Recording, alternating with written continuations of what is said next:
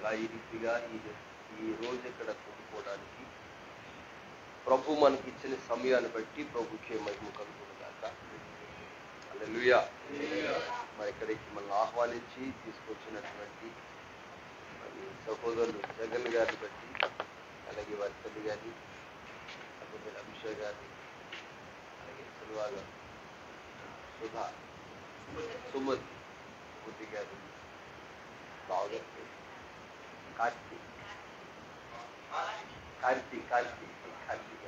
కార్తీక్ వచ్చిన మీ అందరికీ ప్రభు యేసుక్రీస్తున్నప్పుడు నాకు శుభాలు తెలియజేస్తున్నాను.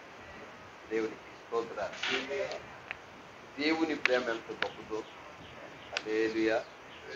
ఈ రీతిగా రావడానికి ఎక్కడ వాళ్ళము ఆంధ్ర రాష్ట్రాల నుండి తమిళనాడు రాష్ట్రానికి అట్లా ఊహించినటువంటి కథం ఇది. దేవునికి స్తోత్రాలు. ఎప్పుడు ఇక్కడికి వస్తామని కానీ అట్లా అనుకోలే లేని పరిస్థితి.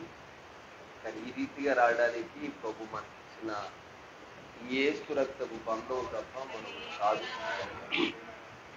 దేవునికి స్తోత్రాలు. ఇలా ప్రభు మన జీవితాల్లో ఎన్నో ఊహించని కార్యాలు ఆయన చేయబోతున్నారు. మనం అనుకో ఎలా జరుగుతుందని, ఎన్నడూ అనుకోలేని కార్యాలు ప్రభు మన జీవితాలు తమని చెప్పొచ్చు కదా. బాగా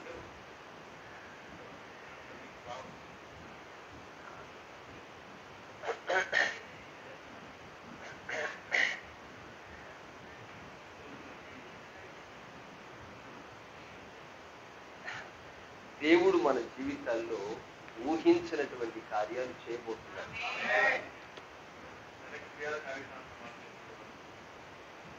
ఎన్నడూ మన ఆలోచనలు కూడా తలపులు కూడా అనుకోలేనిటువంటి సంభవాలు మన జీవితాల్లో ఇంతవరకు చేశారు, ఇక ముందు కూడా చేయబోతున్నారు.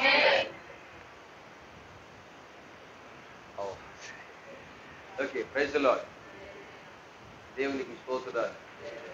నేను ఇక్కడికి వచ్చి ప్రార్థన చేస్తున్నప్పుడు, ఆ సూసైడ్ కొండ కొరకు ప్రార్థన చేస్తున్నప్పుడు నా చిన్ననాటి విషయం గుర్తొచ్చింది. అపవాది ఇప్పుడు కూడా మనిషిని లేకుండా చేయని ఆలోచించేవాడు. అక్కడికి వెళ్ళాలనుకున్నప్పుడే నాకు ఆ పదం ముందుగానే నేను విన్నాను, అక్కడ సూసైడ్ కొండ ఒకటి ఉంది అని. అయితే ఇంటికాడ ఉన్నప్పుడు అనుకున్నాను అక్కడికి వెళ్ళి చిన్న ప్రార్థన చేయాలి, ఎందుకంటే అక్కడ ప్రభు తన కార్యాలు చేయాలని అనుకున్నప్పుడే మీకు చెప్పడం మర్చిపోయి అక్కడికి వెళ్ళాక. అందుకే ఓకే, ప్రైజ్ ది లార్డ్. అపవాది ఇప్పుడు మన జీవితాల్లో మనం లేకుండా చెయ్యాలని వాడు ఆలోచిస్తూ ఉంటాడు. నేను బాల్యములో 1 సంవత్సరం వయసులో ఉన్నప్పుడే నేను చనిపోవాలి, ఒక బలహీనత పడ్డ సడన్ గా అప్పటికప్పుడు ఆ పిస్టుల కింద రావడం, లేకపోతే సుఖ లేకపోవడం, కళ్ళు తిరిగి అలా కౌపేరుకుపోయినటువంటి వాడిగా 1 year బాబు ఉన్నప్పుడు ఆ రాత్రి అంతా అప్పుడే నాన్నగారు ప్రభు నమ్ముకున్నట్టు తొలిటి తిన్నారు, ప్రారంభం తిన్నారు, ఒళ్ళో పెట్టుకుని ప్రార్థన చేయడం కూడా తెలియనటువంటి ఆ దినాల్లో ఒకటే యేసు రక్తం చెప్తూ ఆశ్చర్యకరంగా ఉదయానికి మళ్ళా నేను యథాప్రకారంగా లేచిపోయి ఆడుకున్నాను. అది ప్రారంభ ఘట్టం ప్రభు నా జీవితాన్ని తప్పించినది. రెండోది ఇంచుమించుగా మన దశలి వయసు ఉంటుంది 4th year 3rd year 3 years. ఇలాగే మందిరానికి వెళ్ళిన తర్వాత అప్పట్లో నేను చెప్పేది 1984 years. అప్పుడులో ₹10 కాసు కానికేయడానికి ఇస్తే అది నోట్లో పెట్టుకుని కాయిన్ ఆ మందుల్లో తిరిగి ఉండేది, నోట్లో పెట్టుకుని అలా తిరిగి ఆడుకుంటూ ఇంకే కానీ అది ఆ కాను ఎలా కాకుండా గోడికి వెళ్ళి స్టక్ అయింది. అది లోపల పోతుందని లోనికి గెంటేశారు, కానీ లోపలికి వెళ్ళకుండా ఆ చిన్న గొంతుకులో ఆగిపోతే ఒకలేదు. అప్పుడే ప్రాణం పోవాలి. గబగబా మోసుకుని అక్కడే ఒక ఎదురుగుంట ఒక డాక్టర్ గారు ఆయన పాస్టర్ గారు కూడా అక్కడ తీసుకెళ్తే ఆయన నిలబెట్టి అక్కడ గుద్దారు ఆయన. అద్భుతం ఏంటంటే బయటపడింది. ఆ విధంగా రెండో మరణాన్ని దేవుడు తప్పించాడు. మూడోది ఈ వయసు ఉంటుంది. ఇంచుమించుకి ఆ వయసులో నేను అన్నయ్య వచ్చారు కదా, అంటే అమ్మ వాళ్ళ అక్క కొడుకైనా నేను వాళ్ళ ఇంటికి వెళ్ళి చాలా రోజులు ఉన్నాను. ఎందుకో తెలియదు, ఒక రోజున చచ్చిపోవాలనుకున్నాను ఆ వయసులో. అండ్ అమ్మ వాళ్ళు ఇక్కడ వేముల వాళ్ళు ఉన్నారు. నేను అక్కడికి ఈ ఊరికి 25 కిలోమీటర్స్ దూరం అది. అక్కడ ఉంటూ అక్కడ చనిపోవాలనుకున్నాను, కానీ ఎలా చనిపోవాలో తెలియదు. ఏదో ఒక మేకుల ఆవరించింది, ఒక చీకటిగా. ఎందుకు బతకాలి, ఏం తెలియదు, ఏ శ్రమ లేదు, బాధ లేదు ఆ వయసులో. ఆ విధంగా దేవుడు దాన్ని తప్పించాడు. దేవునికి స్తోత్రాలు. 1990లో నేను ఒడిశా రాష్ట్రానికి వెళ్ళాను వర్కింగ్ ప్లేస్. అక్కడ కెనాల్లో స్నానం చేయాలి, అందరూ అక్కడికి వస్తారు. జస్ట్ అలా చేస్తూ కడికి కిందకి వెళ్తే మునిగిపోయింది. అయిపోయింది అనుకున్నాను. ఎందుకంటే కెనాల్లో అడవి ఇలాంటి ప్రాంతాల్లో అక్కడక్కడ గోతులు ఉంటాయి కదా, అలాగ బండ మీద నుండి త్వరగా పడిపోయి అప్పుడు అయిపోయింది. 99లో అయిపోవాలి అసలు. కానీ మునిగిపోయిన వాడిని మళ్ళీ పైకి లేచి పైకి వచ్చారు. అది దేవుని మహాకృప. అలా ఎన్నో మరణాల నుంచి దేవుడు తప్పించుకుంటూ వచ్చాడు. దేవుని స్తోత్రాలు. అసలు ఈ గట్ట ఇక్కడికి వస్తామని ఊహించని కార్యాలు. దేవుడు మన జీవితాల్లో మనం అనుకోలేని కార్యాలు చేయడానికి ఆయన ఒక్కడే సమర్థుడు. ఇలా అవుతుందని కానీ ఇలా జరుగుతాయని కానీ ఏనాడు ఊహించని కార్యాలు నిజమా అన్నట్లుగా. అందుకంటే ఆయన పేరు ఆశ్చర్యకరుడు. అంటే ఆశ్చర్యమైన కార్యాలు చేయడానికి ఆయన ఒక్కడే సమర్థుడు. దేవుడికి స్తోత్రాలు. ఆయన ఒక్కడే చేయాలి తప్ప ఇంకెవరూ చేయలేదు. ఒక వ్యక్తి జీవితాన్ని మార్చగలవాడు ఆయన ఒక్కడే. ఒక స్థితిగతులు మార్చగలవాడు ఆయన ఒక్కడే. దేవునికి స్తోత్రాలు. పరిశుద్ధ లేఖల మాటను ధ్యానం చేసుకుందాం. సామ్స్ 5 కీర్తన 5వ అధ్యాయములో 11వ వచనాన్ని చదువుకున్నాం. కీర్తన 5:11. Psalms 5, chapter 5, verses 11.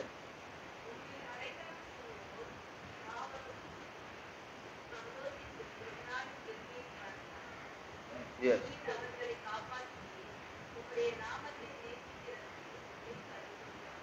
Okay, praise the Lord. నిన్ను ఆశ్రయించు వారందరూ సంతోషించెదరు, నీవే వారిని కాపాడుదువు కనుక వారు నిత్యము ఆనందధ్వని చేయుదురు. దేవునికి స్తోత్రాలు. హల్లెలూయా. నిన్ను ఆశ్రయించువారు, చూడండి, దేవుని ఆశ్రయించినటువంటి వారు సంతోషభరితులుగా ఉంటారు. దేవుని స్తోత్రాలు. అంటే ఇక్కడ ఒక మాట చెప్పాలి. అంటే దేవుని నమ్ముకున్నటువంటి వారికి శ్రమలు రావా, శోధనలు రావా, కష్టాలు రావా అంటే ఇవన్నీ వస్తాయి. కానీ ఒకటి, ప్రభుని ఆశ్రయించలేని వారికి ఉన్న స్థితి, ప్రభువును ఆశ్రయించినటువంటి వారి స్థితి రెండు చాలా తేడాగా ఉంటుంది. ఎందుకంటే వారిని ఆదరించే వాళ్ళు ఉండరు, వాళ్ళని ధైర్యపరిచే వాళ్ళు ఉండరు, వాళ్ళని పట్టించుకునే వాళ్ళు ఉండరు. కానీ ప్రభువును ఆశ్రయించినటువంటి వారి వెనక ఒక బలమైనటువంటి దేవుని సంకల్పం ఉంటుంది. ఒక దేవునికి సన్నిధి వారిని వెంబడిస్తుంటుంది. ఇంకో మాట చెప్పాలంటే వారు భూమికి ఆకాశానికి సృష్టికర్తనికి దేవుని నీడలో ఉన్నారు కనుక ఆయన స్వాధీనంలో ఉన్నటువంటి వారు, ఇంకా చెప్పాలంటే ఆయన చేత చింతించబడుతున్నటువంటి వారు. దేవుని స్తోత్రాలు. అంటే వారికి ఏది ఎప్పుడు అవసరమో, వారికి ఏది వారికి అవసరమైందో అది ఆదరణ, లేక స్వస్థత, లేక ధైర్యపరిచే మాట, ఏదైతే కావాలో అది దేవుడు ఆ సమయానికి వారికి అనుగ్రహించడానికి ఆయన అన్నీ కూడా ముందుగానే ఆలోచించేటటువంటి దేవుడు. దేవునికి స్తోత్రాలు. హల్లెలూయా. చూడండి, పిల్లలకి తల్లిని ఎప్పుడు కూడా ఆలోచిస్తుంటారు. మీరు తినకుండా ఆ పిల్ల కోసం నేను ట్రైన్లో వస్తుంటే ఆ చిన్న పెట్టికి ఇంత చోటు ఇచ్చింది, ఈవిడేమో అంచున పడుకో. నేను చూసి పడిపోదనుకున్నాను. పడిపోతే ఇక్కడ ఉంది కదా. ఈవిడేమో ఇంతలో ఉంది, కానీ లాంగ్ ఉన్న వ్యక్తి ఏమో అంచున ఉంది. ఇంతలో ఉన్న పిల్లకి ఇంత చోటు ఇచ్చింది. ఏంటంటే తల్లి ఎంత కష్టపడ్డా ఆ బిడ్డకి క్షేమంగా ఉండాలి. అది చూసి అనిపించింది, ఒక శరీరంగా తల్లి ఎంతగా ఆలోచిస్తుంటే ప్రభువు నా కొరకు ఎంతగా ఆలోచిస్తుంది. దేవుని స్తోత్రాలు. ఈ లోకపు శరీర సంబంధమైనటువంటి ప్రేమలు ఎలాగంటే అంతకంటే శ్రేష్టమైనది దేవుని ప్రేమ, ఆయన బాధ్యత, ఆయన భారం. దాన్ని మనం ఊహించలేము. దేవుని స్తోత్రాలు. అవన్నీ తలంచుకుంటే కన్నీళ్ళు వస్తాయి తప్ప దానికి సమాధానం మన దగ్గర కనబడదు. ఇంకా ఏం చేయాలో అర్థం కాని పరిస్థితి. దేవునికి స్తోత్రాలు. హల్లెలూయా. ఈ ప్రయాణంలో మరీని సావులకోట కాకినాడలో ట్రైన్ ఎక్కి రాజమండ్రి వరకు రాలేకపోయారు. ఇంక నేను ఎందుకు వచ్చాను అనిపించింది. నాకు మానేస్తే బాగుండేమో అన్నంత అనుకున్నా. ఆ వేడికి నేను తట్టుకోలేని పరిస్థితి. కానీ రాజమండ్రి తర్వాత చల్లబడింది. ఇప్పుడు చల్లబడతాను. అదే వేడి ఉంటే చాలా ఇబ్బంది పడి ఏమో ఏం చేయాలి అర్థం కాని పరిస్థితి అనుకున్నాను. కానీ దేవుని కృప చూడండి, ఎంత అదన్నీ తలంచుకుంటున్నప్పుడు ఎందుకో ఈ అలుపుల మీద దేవునికి ఎంత ప్రేమ, అంత దయ, అంత జాలి. దేవునికి స్తోత్రాలు. ఆయన ఆశ్రయించినటువంటి వారికి శ్రమలు రాకపోవు, కానీ అవి వస్తాయి. కానీ ఏంటంటే ఆ శ్రమలలో విడిచిపెట్టబడే వాళ్ళం కాదు, ఏ దిక్కు లేని వాళ్ళం కాదు, ఆదరణ లేని వాళ్ళం కాదు, ఓదార్పు నొందనలు అన్నటువంటి వారం కాదు. ఇంకా విషయం చెప్పాలంటే ఆ శ్రమలోనే ఉండిపోయే వాళ్ళం కాదు. అందుకే లేఖనం మంచి మాట అంటది, సాయంకాలం ఏడుకొచ్చి రాత్రంతా ఉండిన ఉదయానికి ఒక సంతోషాన్ని ఇచ్చేటటువంటి దేవుని స్తోత్రాలు. హల్లెలూయా. దేవుని ఆశ్రయించినటువంటి వారు నిత్యము కూడా సంతోషిస్తారని ప్రభు లేఖనం చెప్తా ఉంది. దేవునికి స్తోత్రాలు. అయితే ఇక్కడ ఒక మాట ఉంది, నిన్ను ఆశ్రయించేవారు. దేవుని ఆశ్రయించడం అనేది చాలా మందికి ఎలా ఉంటుందంటే అదొక బంధకంలా ఉంటుంది. అదొక బంధకం. అమ్మో, దేవుని ఆశ్రయిస్తే అవి మానేసుకోవాలి, ఈ మానేసుకోవాలి, ఇది ఎలాంటి ఇష్టం ఉండదు. ఇంకో మాట చెప్పాలంటే స్వేచ్ఛగా ఉండనుకుండదు. దేవుని నమ్ముకుంటే అన్ని బంధకాలే, అన్ని నియమ నిబంధనలే అన్నట్లుగా ఉంటుంది. దేవుని స్తోత్రాలు. ఇప్పుడు స్కూల్కి వెళ్ళకపోతే చాలా హ్యాపీగా ఉంటుంది కదా. స్కూల్లో జాయిన్ అవ్వకపోతే చాలా హ్యాపీగా ఉంటుంది కదా. దేవుని స్తోత్రాలు. హల్లెలూయా. మరి స్కూల్కి వెళ్తే ఎలా ఉంటుంది? అంత క్రమం. ఉదయం లేవాలి, లెగ్గొడతారు, ఇంకా కాసేపు పడుకోనిపిస్తుంది. కానీ ఉదయం లెగ్గొట్టి డ్రెస్ మారుతారు, బ్యాగ్ పడతారు, బొయ్యలేని బ్యాగ్ కట్టుకుని ఆ కారు ఎక్కాలి. మరి సాయంకాలం దాకా అక్కడే కూర్చోవాలి, చదవకపోతే కొడతారు, చదువుతారు. ఇవన్నీ చిరాకు స్కూల్కి వెళ్ళడం అంటే. అదే స్కూల్ మానేసేవనుకోండి, జాయిన్ అవ్వకపోతే ఎంత హ్యాపీగా ఉంటుందో. అప్పుడు బాగానే ఉంటుంది. ఆ హ్యాపీనెస్ అంతా కూడా ఒక వయసు వచ్చిందని అప్పుడు అర్థమవుతుంది. దేవుని స్తోత్రాలు. దేవుని ఆశ్రయించిన వారి జీవితాలు ఎలాగ ఉంటాయి. హల్లెలూయా. దేవుని ఆశ్రయించకపోతే చాలా ఫ్రీగా ఉంటుంది, చాలా ఫ్రీడమ్. ఎంత బాగుంటుందో.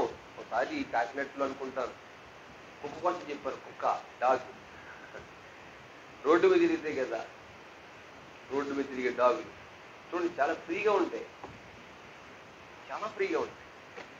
నిజంగా రోజు అవి తినే రుచులు ఇంట్లో పెంపుకు ఒకటిందో. దీనికి వేస్తే పెరుగు వేస్తారు కదా అంట, అంతే. ఇంకా దానికి ఎంజేపు మెల్లో దండ ఉంటుంది. అది ఆ తెల్లెవరు, ఈ తెల్లెవరు, దానికి ఒక రోజు ఒక క్రమం, పద్ధతి, ఒక పాడు, తిరగనెవరు. అంత కష్టం ఉంటే ఎక్కడ తిరగలేదే అని కొడతాడు. దానికి అనుకోండి ఏ బాధ ఉండదు, ఎంత హ్యాపీగా తిరుగుతుందో. ఎక్కడ పడితే అక్కడ పడుకుంటుంది, ఏది పడితే తింటది, ఇబ్బంది ఏ ఉండదు. దేవుని స్తోత్రాలు. కానీ చాలా బాగుంటుంది కదా.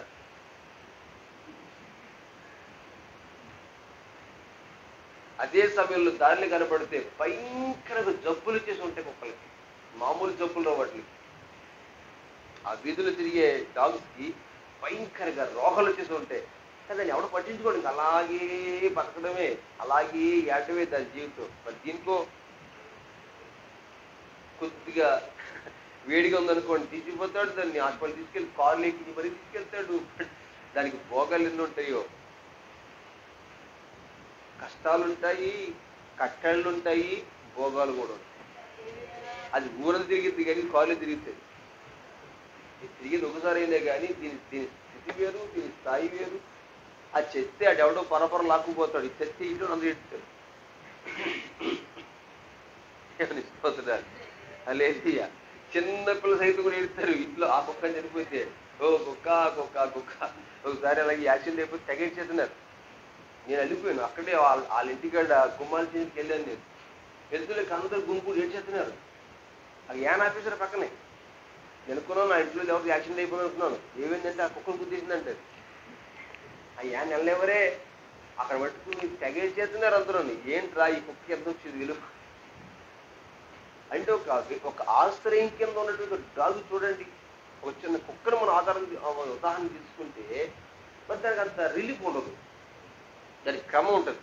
ఉదయాన్నే బయటికి తీసుకెళ్తారు, అలా అప్పుడే చూడాలి ఇది చూసినా. మళ్ళీ సాయంకాలం వెంటనే కట్టేస్తాడు దాన్ని, ఇంకా రాత్రి అంతా అక్కడే ఉండాలి. దానికి రూలు గేటు తాగే చేస్తారు, అటు వెళ్ళకూడదు ఇటు వెళ్ళకూడదు. అలాగా ఏమైనా చూస్తే ఆ కిటికీ దాన్ని చూడడం చాలా బయటికి వెళ్ళి నీళ్ళు వెళ్తూ కొడతాడు, పెడతాడు. ఆశ్రయం అనేది అలాగే ఉంటుంది. దేవుని ఆశ్రయం కూడా అంతే. దేవుని స్తోత్రాలు. కానీ మనకి ఎలా ఆశ్రయించే వారికి ఎలా ఉంటుందంటే, దేవుణ్ణి ఆశ్రయించాం అనుకున్నాం బాబాయ్ ఇది చాలా కష్టంగా అంటారు, ఇంకా మన బాబాయ్ ఇంకెలా ఉండకూడదు. నిజమే అలాగే ఉంటుంది. కానీ వారికి వచ్చే పరిస్థితి మనకు రాదు. ఒకవేళ వచ్చినా మనం ఏ ఆశ్రయం కింద ఉన్నామో ఆయన మన మీద బాధ్యత కలిగి ఉంటాడు. ఆయన మన విషయంలో భారం కలిగి ఉంటాడు. దేవునికి స్తోత్రాలు. హల్లెలూయా. కానీ చూస్తే మాత్రం చాలా ఇబ్బందిగా ఉంటుంది అక్కడ. హల్లెలూయా. నేను చూడండి కొడక్కని వెళ్ళాం, అందరూ చాలా హ్యాపీ తిరిగేశారు. మరి మనకు అలా అవ్వలేదు కదా. తేడాతే తిడతారు, సరిగ్గా ఉన్నట్టారు. వాళ్ళకి ఏంటి, కేకలు వేస్తారు, గెంతులు వేస్తారు, డ్యాన్సులు వేస్తారు, రకరకాల స్టైల్గా ఉంటారు. ఆశ్రయం లేని వారికి ఆశ్రయం ఉన్న వారికి చాలా తేడా, చాలా డిఫరెంట్ ఉంటుంది. దేవునికి స్తోత్రాలు. దేవుని ఆశ్రయించకపోతే చాలా బాగుంటుంది. మనుషులకి ఎప్పుడు కూడా ఇలా బాగుంటుందని వాళ్ళకి ఎలా తెలుసు అంటే, అపవాది వాళ్ళు అలా ప్రేరేపిస్తాడు. ఏదైనా తోటలో అవ్వమ్మను అలా ప్రేరేపించాడు. మీరు ఆ పండు తిన్నారనుకోండి, చాలా ఫ్రీగా ఉంటారు. అసమాటు దేవుడు రావాలి, దేవుడు చెప్పాలి, సరిగ్గా ఉండు అని ఆయన అంటాడు. ఇవి ఏముండరు, మీరే దేవతలు అయిపోయారనుకో, ఇంక దేవుడితో పనేటి మీకు. మీకే జ్ఞానం వస్తుంది కదా, మీకే తెలివితేటలు వస్తాయి కదా. హల్లెలూయా. ఆ తెలివితేటలు సరిపోదు, అసమాడు దేవుడు రావాలా, దేవనురా ఏం చేయమంటావు అని ఆయన అనడం ఏంటి? చిరాకని ప్రతిరోజుని మీకు ఆ తెలివితేటలు లేవా, ఆ జ్ఞానం లేదా? రాదు మీకు. ఎప్పుడు ఎలా ఉండిపోతుంది, ఆ పండు తిన్నారనుకోండి మీకు మంచి జ్ఞానం వస్తుంది.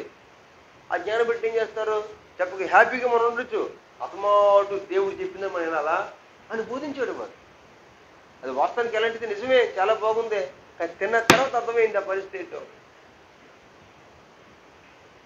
మరి విరోధి ఎప్పుడు కూడా మనకి ఎలాంటి ఆలోచన ఇస్తాడు. ఆ లోకం చూడు ఎంత బాగుందో, ఎంత హ్యాపీగా ఉందో, వాళ్ళు చూడు అడ్డుదారులు పెట్టి ఎంత సంపాదిస్తున్నారు, వాళ్ళు చూడు ఎలా బాగున్నారో అనిపిస్తూ ఉంటుంది. అది ఆలోచన మన అంతరంగాల్లో పెడతా ఉంటాడు. దేవుని స్తోత్రాలు.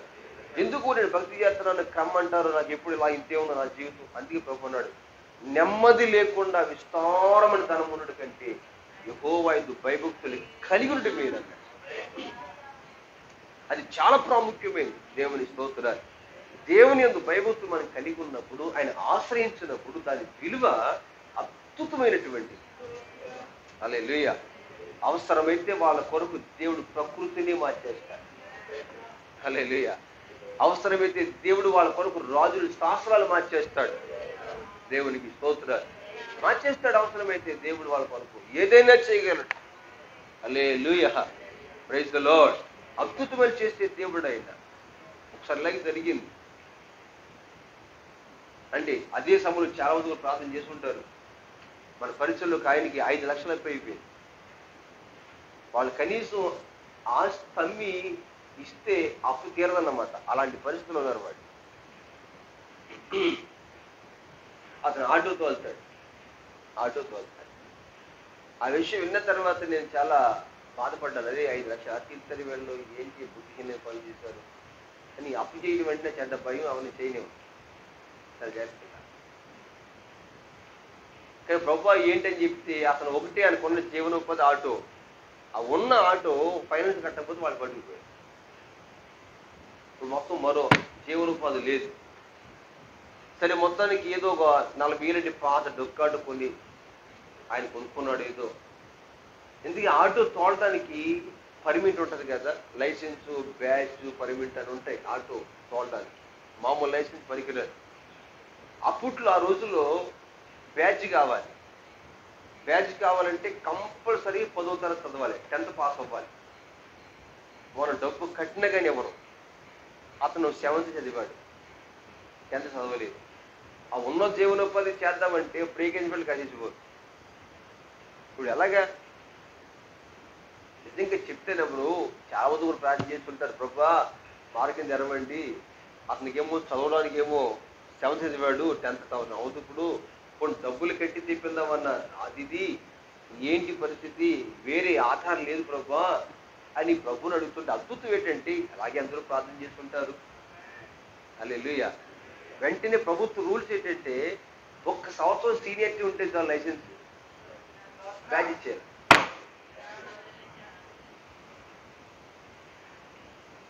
జస్ట్ దానికి బిల్లు 2000 కట్టి సరిపోతుంది.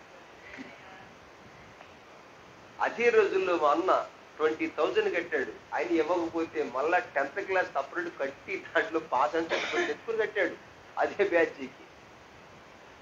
మొత్తం శాసనం మారిపోయింది. దేవుని ప్రజల కొరకు దేవుడు ఏదైనా చేస్తాడు. దేవుని స్తోత్రాలు. కానీ మనకి ఎలా ఉంటుందంటే ఆయన ఆశ్రయం కింద ఉండాలా, ఆయన చెప్పు చేతల్లో ఉండాలా, ఆయన నడిపి కింద చెడ్డ చిరాకిది అన్నట్టుగా ఉంటుంది.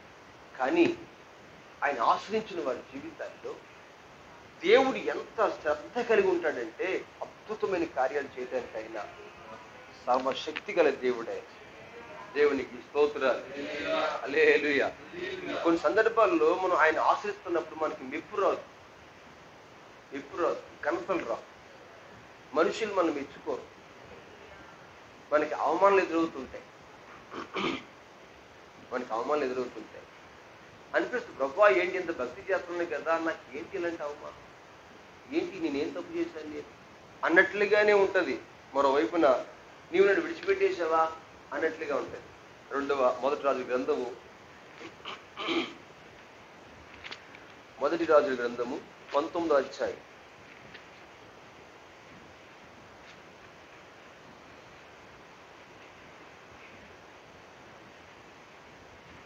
ఫస్ట్ కింగ్స్ చాప్టర్ 19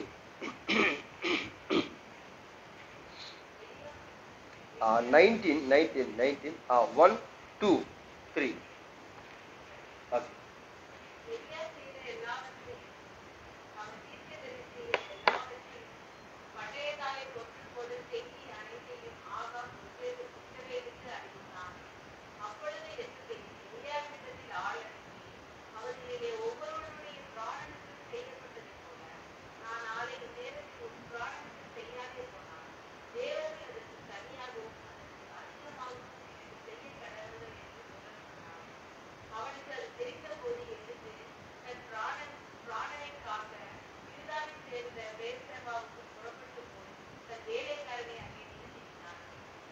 దేవునికి స్తోత్రాలు.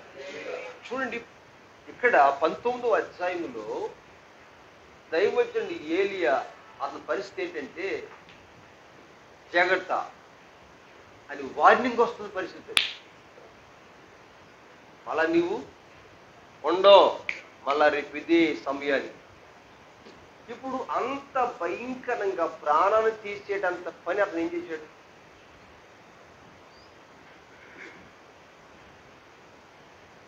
అతను ప్రాణాన్ని తీసేటంతటువంటి భయంకరమైన పొరపాటు తప్పు అతను ఏం చేశాడు? విధంగా చెప్పాలంటే అతను ఇప్పుడు మెచ్చుకోవలసిన స్థలంలో ఉన్నాడు కదా. పొగడాలి, జై హో ఏలియా అనాలి. ప్రజలందరూ ఏం చేయాలి? ఏలియా గొప్పోడు అని చెప్పి ప్రజలందరూ కూడా పొగడాలి. ఎందుకంటే 3.5 సంవత్సరాలు వర్షం ఆపేశాడు, మళ్ళా వర్షం రప్పించాడు. ఆ రోజు భయంకర వర్షం వచ్చేసింది. ప్రజలందరూ కూడా అల్లాడిపోతున్నటువంటి వారు. ఆ విషయం తన భర్తకు తెలుసు. రాజా అని వెళ్ళిపో, వర్షం వచ్చేస్తుందని చెప్పాడు. ఇంటికి వెళ్ళకుండా వర్షం వచ్చేసింది. ఈ విషయాలన్నీ చెప్పిన తర్వాత ఇప్పుడు ఏలియాని ఏం చేయాలి? అమ్మో, ఎంత గొప్ప ప్రవర్తన మన దేశంలో ఉండడం చాలా గర్వకారణం. సరే, ఇంతవరకు ఏదో అయిపోయింది, రా ఏలియా రమ్మనరా బాబు, పిలండ్రా అని సామాన్య వ్యక్తి కాదని చెప్పి సన్మానించాలి. అవునా? ఈయన అలాంటివి తీసుకోడు. కానీ అసలు ఆ స్థితి ఏంటి? పొగడాలి కదా. కానీ ఇప్పుడు ఏమవుతుంది? అతను ఏ తప్పు చేశాడు? మన జీవితాల్లో కూడా కొన్ని సందర్భాలు అలా అనిపిస్తూ ఉంటుంది. నేను ఏ తప్పు చేశానని చెప్పి నాకు ఈ శ్రమ, నేను ఏ పొరపాటు చేశానని నాకు ఈ శ్రమ. ప్రభా, నేను నిన్ను వెంబడిస్తున్నాను కదా, నేను నీ ప్రార్థన చేయటం మానలేదు కదా, నేను ఈ విషయంలో భక్తిగానే జీవిస్తున్నాను కదా, ఒక అన్యజనుల వల్ల బతకట్లేదు కదా, ఒక నామకార్తులా జీవించట్లేదు కదా, నీ కొరకే రోషం కలిగి ఉన్నాను, నీ కొరకే సమస్తాన్ని విడిచిపెట్టుకున్నావు, ఇలా బ్రతుకుతున్నా కానీ ఎందుకు మాకు ఈ పరిస్థితి ప్రభా అన్నట్లుగానే మన జీవితాల్లో కొన్ని మనకి ఎదురవుతూ ఉంటాయి. దేవుని స్తోత్రాలు. హల్లెలూయా, హల్లెలూయా. అలా చాలా సందర్భాల్లో ఈ సేవా పరిచయంలో ఎన్నోసార్లు కుంగిపోయిన జీవితాలు నాకు తెలుసు. బయట మీటింగ్ పెట్టాడు. ప్రభా, ఎందుకు నీ మీటింగ్ పెట్టాలి? నేను పెట్టలేను ప్రభా అని ఏడ్చేశారు ఒక రోజు నైట్ అంతా. ఎందుకు ఆ మీటింగ్ ఎదురైన సమస్యను బట్టి, శోధను బట్టి తట్టుకోలేకపోయాను. ఇంటికాడ అనమాట, అది మన పార్టీలో ఉంటుంది. అక్కడ మీటింగ్ పెట్టాను. అది కరోనాలో 2021 కరోనా తగ్గిన 22 స్టార్టింగ్ జనవరి 1వ ఆదివారం పెడితే 21 స్టార్టింగ్. ఆ మీటింగ్ అయిపోయిన తర్వాత నాకు చాలా నేను కొన్ని విషయాలు ఒత్తి తట్టుకోలేకపోయాను. ఇంకా ఆ రోజు ఒకటి ఏడ్చింది, ప్రభు నేను ఏం చేశానని, నేను ప్రార్థన పెట్టకూడదా బయట, నేను పెట్టను, నేను తట్టుకోలేకపోతానని చెప్పి ఆ రోజు చాలా సఫర్ అయ్యాను. దేవుని స్తోత్రాలు. ఎందుకు ఆ రోజు జరిగిన కార్యం ఏంటంటే ఇంకా ఆ కుటుంబం రక్షింపడు. ఆ కుటుంబం ఆ రోజు ప్రార్థనలో తన భర్తకి వెళ్ళి ప్రార్థన చేశారు. అప్పటికే తన జీవితం డాక్టర్లు చనిపోదని చెప్పి సర్టిఫై చేశారు. ముఖం మీద చెప్పేశారు, చనిపోతావు, నువ్వు బతకమైంది, ఊపిరితులు పోని. ఒకరు సడన్ గా పడిపోయి కోమాకి వెళ్ళిపోయిన వ్యక్తి అయిన. ఎందుకు ఆ రోజు జరిగింది ఏంటంటే అతను బాగుపడ్డాడు. ఆ రోజు ఆ కుటుంబానికి విడుదల కలిగింది. కానీ నా పరిస్థితి మాత్రం దారుణం. ప్రభా ఏంటి, నేను పెట్టను ఇంకెలాంటి ప్రార్థన అని చెప్పి ఆ రాత్రి అంతా ఏడ్చాను. నేను తట్టుకోలేకపోతాను ఇవన్నీ. నేను దేవుని స్తోత్రాలు. అంటే మనకి ఎలా అనిపిస్తుంది అంటే, ఎందుకో నేను దేవుని కోసం పని చేశాను కదా, కానీ మెచ్చుకోవాలి కానీ నాకు ఎందుకు వెళ్ళిస్తామా అనిపిస్తూ ఉంటుంది. ప్రభా నేను నీ కొరకు ఉపవాసం ప్రార్థన చేస్తాను కదా, నేను నీ పని చేస్తాను కదా, మరి నేను నీ పని చేస్తున్నప్పుడు నాకు ఎందుకు ఎలాంటి శ్రమలు వస్తున్నాయి, నాకు ఎందుకు ఎలాంటి స్తోత్రాలు వస్తున్నాయి అని మన అంతరంగంలో మనం అంటాం. మనం అలాంటి మనసు మనకు పుడుతుంది. ఎందుకంటే మనం అనుకుంటాము దేవుని పని చేస్తే శ్రమలు రావు కదా అని అనిపిస్తుంటుంది మనకి. దేవుని స్తోత్రాలు. హల్లెలూయా. ఇప్పుడు తప్పని చేస్తే శ్రమలు వస్తాయి, శ్రమలు వస్తాయి. కానీ నేను అంటాను, తప్పని చేసినటువంటి వాడు దేవుడు గొప్ప తొందరపడ్డు. నీతి ముందు తప్పు చేస్తేనే దేవుడు అని తొందరడు. హల్లెలూయా. కారణం ఏంటంటే అపోస్తలుడు పౌలు అంటారు, నాలో ముళ్ళు ఒకటి ఉంది, దాని కొరకు నేను దేవుణ్ణి ముమ్మారు అడిగాను, కానీ ప్రభు ఏమన్నారంటే నా కృప నీకు చాలు అన్నారు అని చెప్పిన తర్వాత ఆయన ఒక మంచి మాట అంటారు. ఏంటి ఆ మంచి మాట అంటే, ఆయన సామాన్యుడా, ఆయన నడిపెట్టి పట్టుకెళ్ళి ఒక వ్యక్తి పట్టుకెళ్ళి రోగి లేచిపోతాడు. అలాంటి శక్తి కలిగినటువంటి అభిషేకం కలిగినటువంటి వ్యక్తి తన కంటిని బాగు చేసుకోలేకపోయాడు.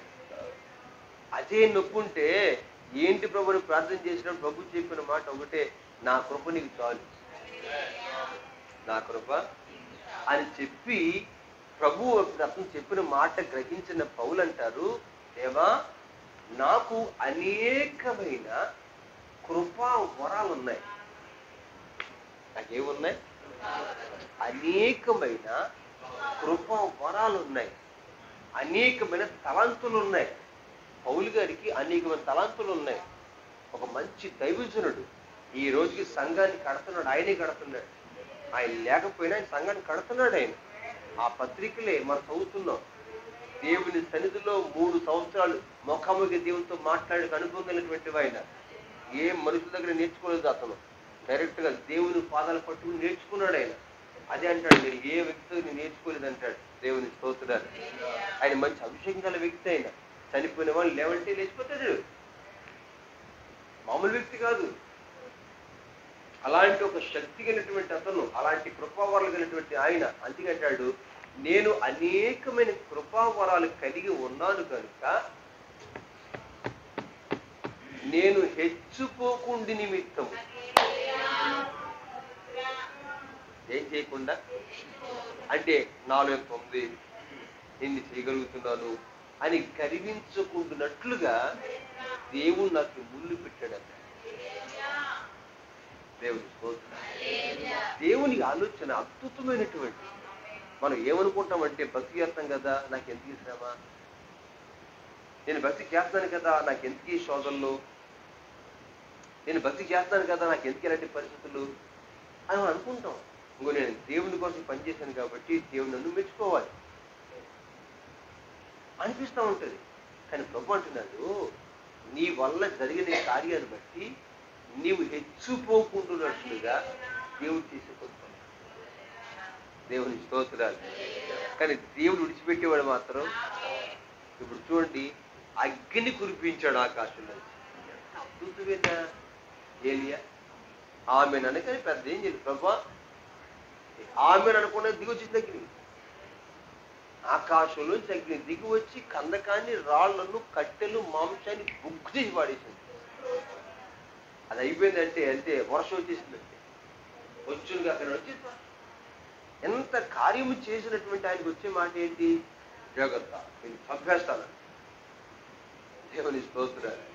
వెంటనే ఆయన కూడా శరీరం గలవాడు కనుక ఒక దిన ప్రయాణం పోయి ఒక చెట్టు కింద పడుకుని, ప్రభు నేను ఎందుకు చంపే తీసిపో, నేను పక్కనండి. ఇంకా అత్తమాడు దాని చేతితో కూడా చేసేదానికంటే నీ చేతితో కూడా చనిపోతే రేపు అని చంపే. అంటే చూడండి, ఆ సమస్యను తట్టుకోలేనంత పరిస్థితి. హల్లెలూయా.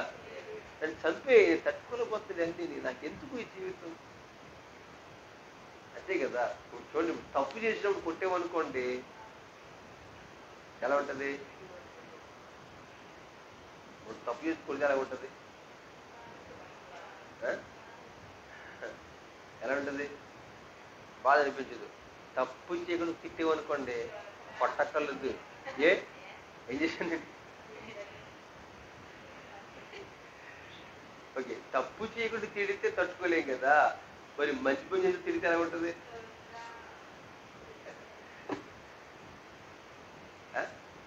స్తోత్రాలు.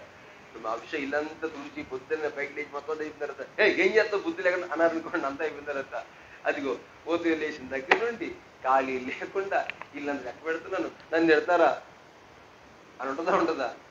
ఎవరికైనా ఫీల్ ఉంటుంది. పని చేసిన తర్వాత మళ్ళీ మెచ్చుగా అవసరం లేదు, తిట్టకుండా చాలు. అదే అంటాం కదా, దాన్ని మెచ్చుకోకూడదు కానీ తిట్టకుండా చాలు అని నువ్వు అనుకోవడం ఏంటి? దేవుడు తెలిసేది. హల్లెలూయా. ఎందుకే దేవుడు ఎందుగా పనిచేస్తాడంటే, ఒకటే, నీవు ఎంత చేశానని చెప్పి నువ్వు అతిశయించకుండా. దేవుని స్తోత్రాలు. ఇప్పుడు అతిశయిస్తే ఏమవుతుందో తెలుసండి, మన మీద ఉన్న అభిషేకం. అతిశయించినప్పుడు దేవుడు మనకి ఇచ్చిన కృపను మనం పోగొట్టుకుంటాం. హల్లెలూయా. Praise the Lord. అందుకే ఆ అతిశయం రాకున్నట్లుగా దేవుడే, ఎందుకంటే నువ్వు కావాలి, నువ్వు దేవుడికి కావాలి. నీ ద్వారా దేవుడు తన పని చేయించుకోవాలనుకున్న డిసైడ్ అయిపోయాడు. ఇంకా నీ ద్వారా దేవుడు తన పనులు చేయించుకెళ్తాడంటే నువ్వు మోకరించి ప్రార్థన చేసి ప్రభు పని చేస్తాడైనా. నువ్వు గద్దిస్తే ఆగుతాడు అలాగంతే. ఆ విధంగా దేవుడు ఒక సైనికుడిగా వాడుకుంటున్నాడు. ఒక విలువైన వ్యక్తివి. దేవుని స్తోత్రాలు. అంటే అన్నింట్లో తరిపి ఆ సమయం దేవుని నిలబెట్టేసండి. హల్లెలూయా. ఇప్పుడు నువ్వు ఏది చేసినా ప్రభు వింటాడు. ప్రభా అంటే నేను ఉన్నాను చెప్పంటాడు. ఆ స్థాయికి వచ్చేసావు నువ్వు. హల్లెలూయా. ఇప్పుడు ఎంత కలిగి ఉన్న నీవు అతిశయించవనుకో ఈ కృప పోతుంది. ఎంత కలిగి ఉన్న నువ్వు గర్వించవనుకో నీ కనికరించబడినట్టుగా ఎంత కాలపు జీవితంలో దేవుడు చూచి చూచి ఆశించి అనేక శ్రమల ద్వారా అనేక పరీక్షల ద్వారా పరీక్షించి ఇచ్చిన ప్రమోషన్ అంతా పోతుంది. హల్లెలూయా. అందుకోసమనే దేవుడు ఎచ్చిపోకున్నట్లుగా మనం దేవుని కోసం పనులు చేస్తున్నాడు. సేవట్లో ఇప్పుడు ఏలియా జీవితములు అగ్నినే పంపించాడు, వర్షాన్నే కురిపింపజేశాడు. చివరికి వచ్చింది ఏంటంటే మెప్పు కాదు, జాగ్రత్త అది చంపేస్తా నిన్ను అని. ఈ శ్రమలో తట్టుకోలేక ప్రభువా నన్ను చచ్చిపోతాను, నన్ను తీసుకెళ్ళిపో అని అంటే ఇప్పుడు దేవుడు ఏమన్నాడు చూడండి. అదే 19వ అధ్యాయంలో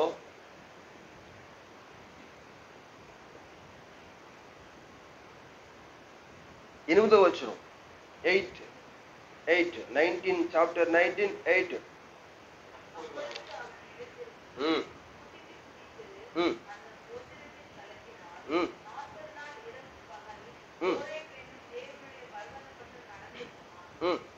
ఎస్, ప్రైజ్ ది లార్డ్.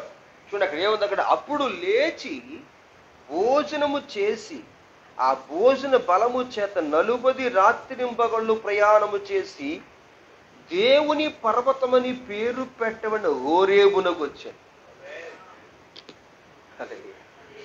ఇప్పుడు శ్రమ వల్ల ఏలి ఆగిపోయాడంటే లేదు, ఆగిపోలేదు. ఆ శ్రమలు ఏమైందంటే మనుషుల సహాయం కాదు, దేవదూతల సహాయం. హల్లెలూయా. ఎందుకని రేంజ్ పెరిగింది, రేంజ్ తగ్గలేదు. నీ స్థాయి పెరిగిందే కానీ నీ స్థాయి తరగలేదు. ఎందుకని? నీకు మనుషులుగా సేవ చేయడానికి దేవుడు తన దూతలనే పంపించి నీ సేవ చేయంటున్నాడు. హల్లెలూయా. ఒక విషయం ఏంటండి, మరి ఇదే దూత కెరేతు వాగుని భోజనం పెట్టదుగా. కెరేతు వాగు దగ్గర ఎవరు పెట్టారు భోజనం? కాకిలు పెట్టారు. మరి ఇప్పుడు ఎవరు పెట్టారు? ఇప్పుడు రేంజ్ పెరిగిందా తగ్గిందా?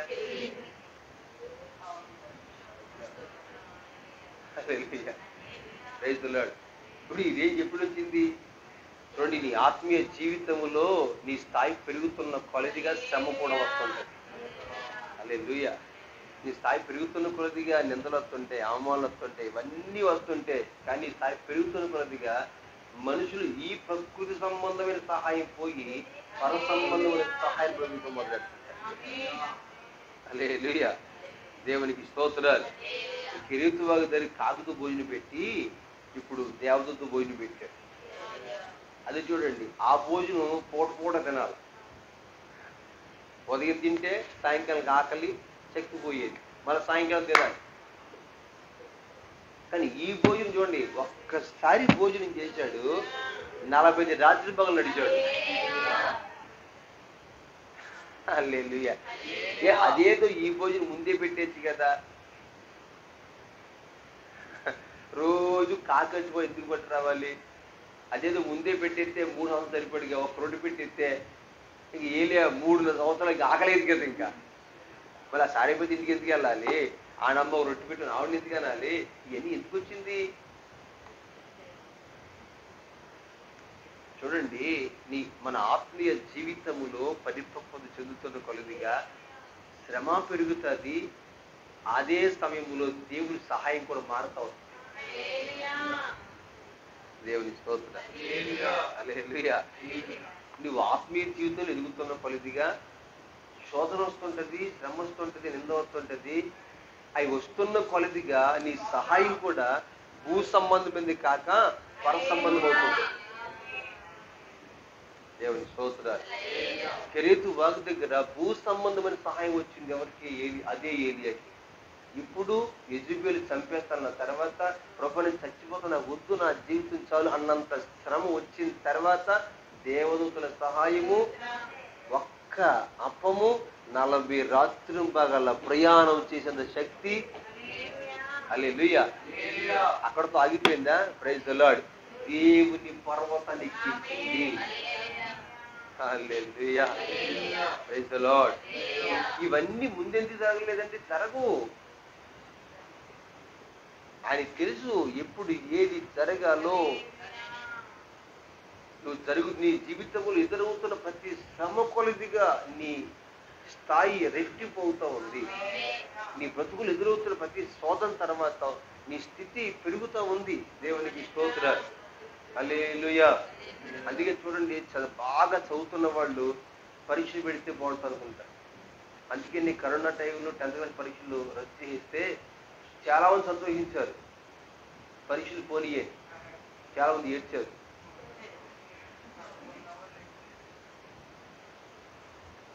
రెండోసారి మళ్ళా ఇంటర్మీడియట్ పరీక్షలు 2వ సంవత్సరం కూడా కొట్టేద్దని చూసిన ప్రభుత్వం. మరి తమిళనాడులో కొట్టేది తెలదు, కానీ మా ఆంధ్రాలో కోవిడ్ టైంలో ఫైనల్ పరీక్ష రద్దు చేస్తారు.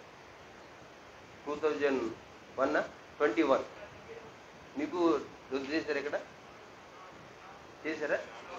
ఓకే, 21లో ఫైనల్ పరీక్ష, 10th క్లాస్ పరీక్ష. ఇంకా అందులో పాస్, కరోనా పాస్. మళ్ళీ సెకండ్ ఇయర్ కూడా అదే పని చేద్దామని చెప్తే కొంతమంది కాదని అడ్డిచ్చారు. స్టూడెంట్స్ ఒక పరీక్ష కావాలన్నారు. ఎందుకంటే మీరు అందరితో పాటు చేసేస్తున్నారు, మా స్థాయిని మేము కోల్పోతున్నాం. చదవలేని పాస్ అయిపోతున్నాం, మేము పాస్ అయిపోతున్నాం. మేము చదివాం కష్టంగా, ఎందుకు తెలిసి తర్వాత ఒక ఉన్నతమైన స్థాయి కోసం వెళ్తున్నాం. అక్కడ పరీక్ష పెడితే వాడి స్థాయిని బట్టి నెక్స్ట్ స్టేజ్ మారుతుంది. ఒక మంచి స్థాయిలో సీట్లు వస్తాయి. అది చదవలేని వాడికి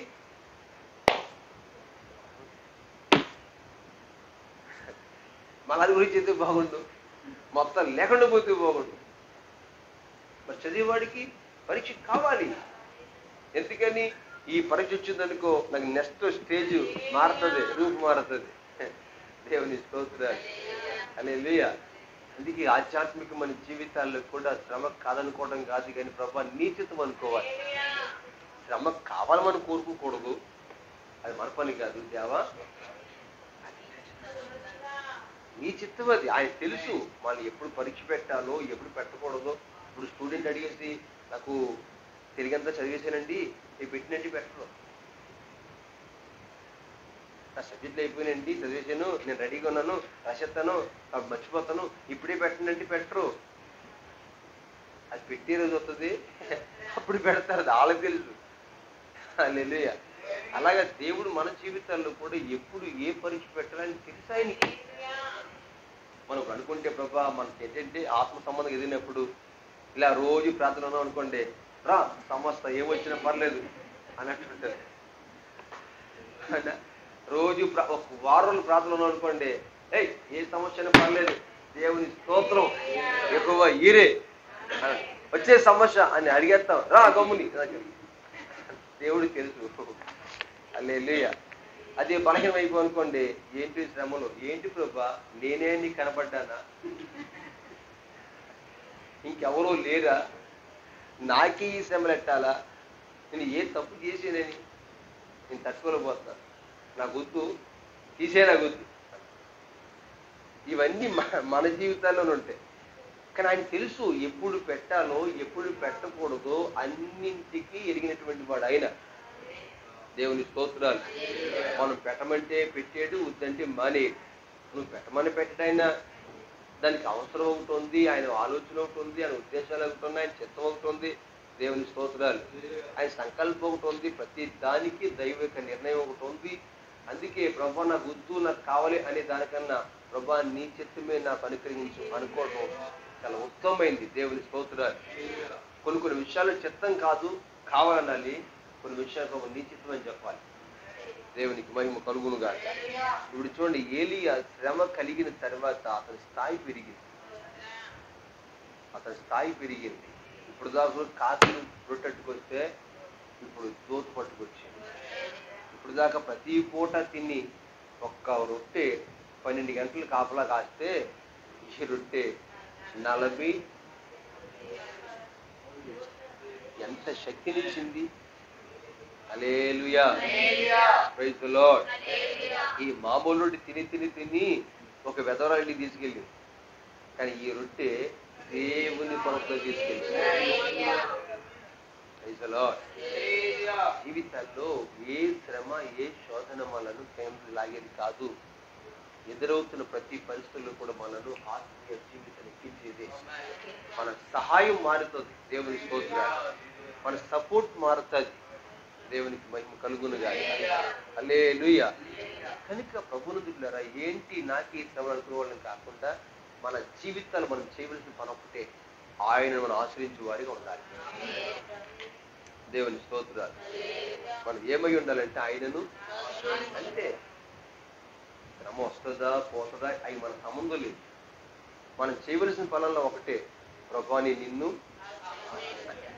మనం ఆశ్రయించడం ఒక్కటి మనం కలిగి ఉన్నాం అనుకోండి, ఆ తర్వాత ఏం చెయ్యాలో అవన్నీ ఆయన చేసుకుంటున్నాం. అక్కడ మనం చదువుతున్నాం, నిన్ను ఆశ్రయించిన వారు సంతోషించెదరు. చూడండి, నీవే వారిని కాపాడుదువు కనుక వారు నిత్యము ఆనందధ్వని చేయుదురు. ఆయన ఆశించమని ఎవరు కాపాడుతున్నారు? దేవుడే కాపాడుతున్నాడు కనుక ఇప్పుడు వాళ్ళు ఏం చేస్తారు?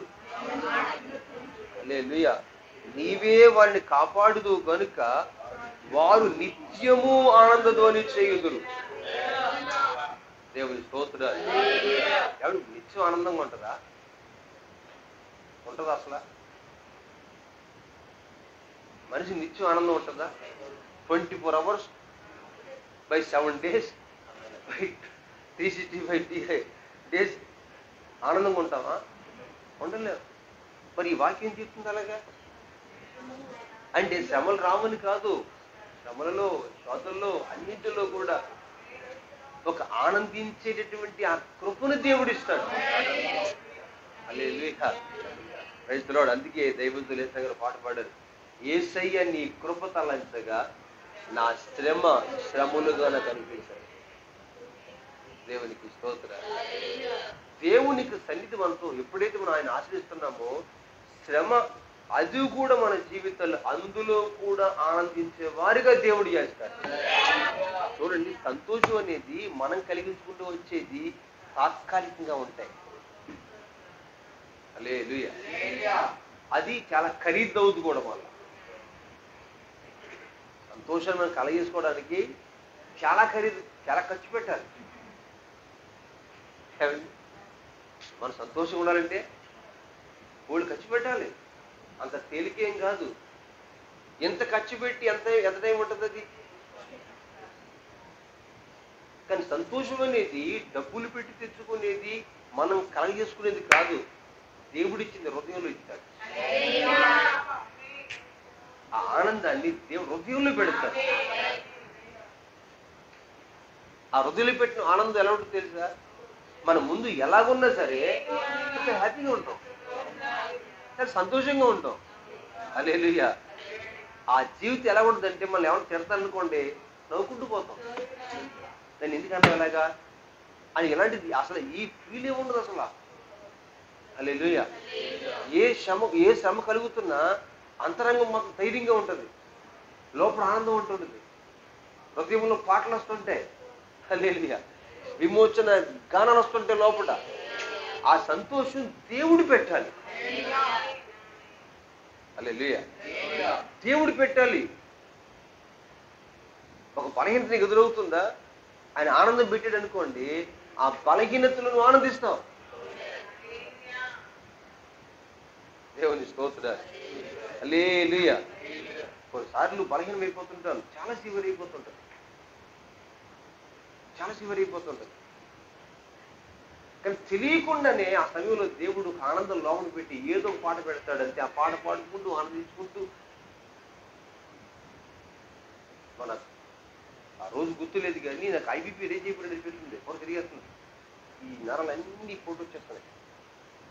ఆ నైట్ బీటింగ్ అయింది 11 మంగళవారం అనుకుంటా. ఆ రోజున ఎప్పుడు డిసెంబర్ 22వ తారీఖున మొత్తం ఈ నరాలన్నీ పొంగిపోతున్నాయి. చాలా టెన్షన్ ఎక్కువైపోతుంది. అవి బీపీ చెక్ చేస్తే చాలా ఎక్కువ ఉంటుంది, తెలిసిపోతుంది, నాకు సెంటెన్స్ తెలిసిపోతుంది.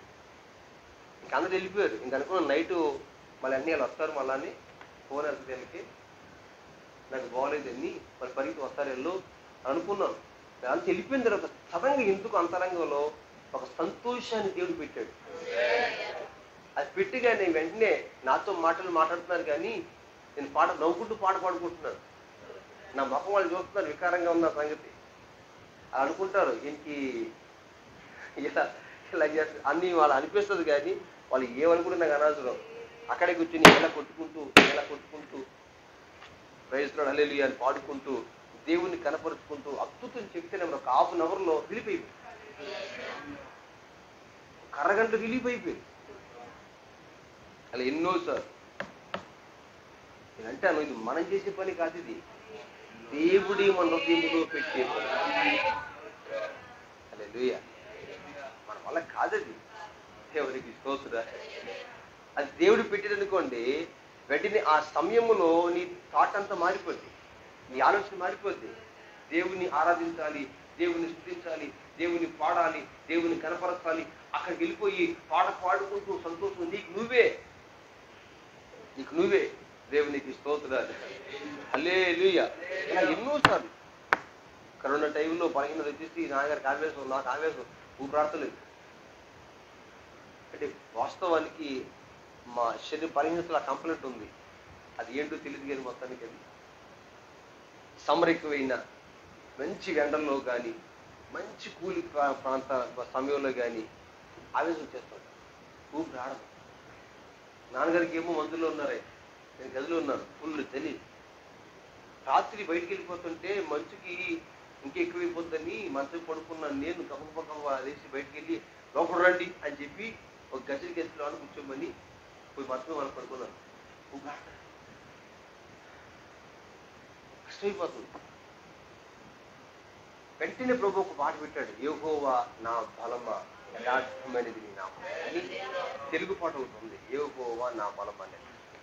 అంతే, పడుకున్న పైకి లేచి నైట్ 12 గంటలకి అప్పుడు దాకా అలా ఉన్నవాడిని ప్రార్థన, యెహోవా ఇదే స్టైల్. ఇలా మొదలుపెట్టి ఒక హాఫ్ అన్ అవర్కి దేవుని మహాకృప విలువైపోయింది. మొత్తం మామూలుగా మారిపోయి ఇంకా ఆడికి ఫోన్ చేసిన అరగంట తర్వాత కరెక్ట్గా 12:30కి ఆడికి ఫోన్ చేశాను, బాగుందిరా, పర్లేదు, బాగుంది. ఆ సమయంలో దేవుడి పెడతారు మనకు ఆలోచన. మరి ఎందుకు నిత్యం ఆనందిస్తారంటే ఆ శ్రమ కలిగినప్పుడు ఆ శ్రమలలో ఆనందించేటట్లుగా ఆయనే నీ హృదయంలో సంతోషాన్ని పుట్టించి ఆ సమయానికి ఏదో ఒక నూతన గీతము, ఇంకా ఏదో ఒక వాక్యము నీ అంతరంగంలో పుట్టించి దాన్ని పట్టుకుని దేవుని స్తుతించేటటువంటి ఆ జీవితాన్ని దేవుడు ఇస్తాడు. అది లోకానికి లేదు, లోకానికి అది ఉండదు, అది రాదు. దేవునికి స్తోత్రం. అందుకే నిత్యము యెహోవాను ఆశ్రయించేవారు ఇప్పుడు ఏముంది అక్కడ వాక్యం దృష్టి పెట్టాలి. నిన్ను ఆశ్రయించే వారందరూ సంతోషించెదరు, నీవే వారిని కాపాడుదు కనుక వారు నిత్యము ఆనందధ్వని చేయుదురు. హల్లెలూయా. అంటే ఆనందధ్వని చేయనట్లుగా దేవుడు చేస్తాడు. మన వల్ల కాదు, మనం ఎంత గింజుకున్నా మన వల్ల కాదు. ఎందుకంటే 2 వాంతులు అవుతేనే మనం కంట్రోల్ చేసుకోలేము. మనం రాత్రి మా ఓన్ కంట్రోల్ చేసి వచ్చాను. ఎంత చెప్పినా, ఏ పాట పాడినా, ఏం చెప్పినా అవ్వదు. వ్యక్తిగతంగా మనలో రావాలేదు, దేవుడి పెట్టాలి. దేవుని స్తోత్రాలు. ఒక చిన్న తలనొప్పితో మనం తట్టుకోలేము, మన మైండ్ బయటికి రాదు, ఇంకా దాని మీదకి వెళ్ళిపోద్ది, ఇంకా ఎక్కువైపోతుంటుంది. దేవుడి పెట్టాలి, ఆయన మన అంతరంగంలో పెట్టాలి. దేవుడి పెడతాడు. దేవుని స్తోత్రాలు. మన పితరులు దేవుడు అలాగే ఆదరించాడు, మన పితరులు దేవుడు అలా పెట్టాడు. ఆ శ్రమలలో, ఆ శోధనలలో, ఆ పరిస్థితులలో సమయోచితమైన సహాయం ప్రభు అనుగ్రహించి వాళ్ళ హృదయ అంతరంగాల్లో ఆ సమయానికి కావలసిన సంతోషాన్ని ఇచ్చి హృదయాన్ని ఆనందంతో నింపాడు ఆయన. హల్లెలూయా. ఆయన నింపాలి, మన వల్ల కాదు. మనం ప్రయత్నం చేసినా రాదు, కానీ ఆయన మన అంతరంగ జీవితం పెడతాడు. ఆయన ఎప్పుడు పెడతాడంటే ఒకటే, మనం ఆయన ఆశ్రయించిన వారిగానే ఉండాలి. దేవుని స్తోత్రాలు. ఆయన ఆశ్రయించినటువంటి వారు ధన్యపడతారు, సంతోషించెదరు. ఎందుకని?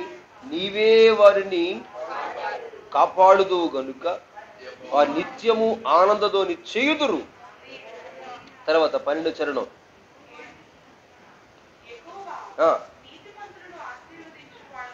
అదిగో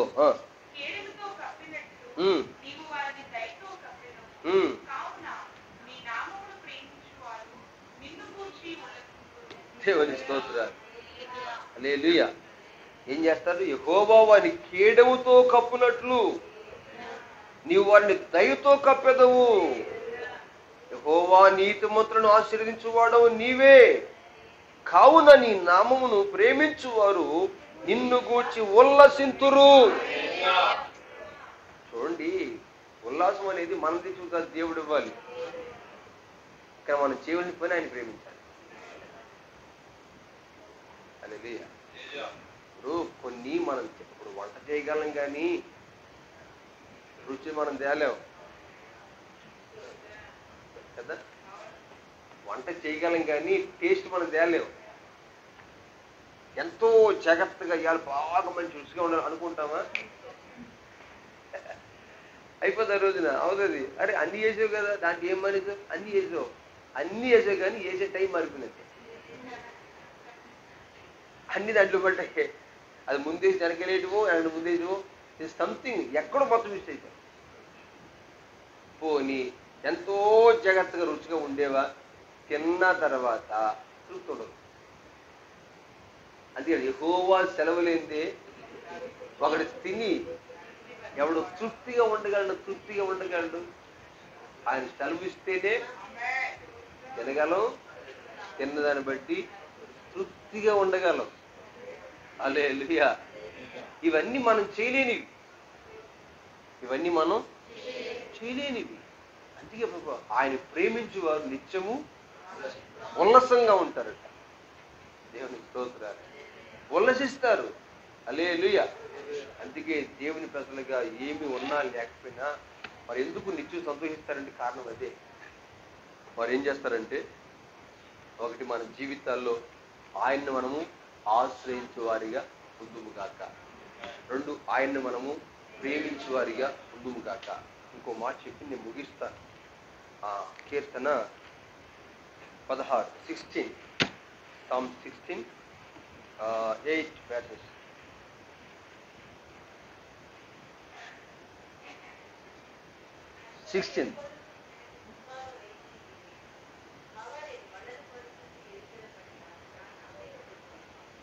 Okay. 16:8 సదాకాలము యెహోవా యందు నా గురి నిలుపుచున్నాను, ఆయన నా కుడి పార్శ్వమందు ఉన్నాడు కనుక నేను కదల్చబడను. హల్లెలూయా. మనం చేయవలసిన పని ఏంటంటే, మూడవదిగా సదాకాలము ఆయన వైపునే మనము గురి నిలుపుచున్నాము.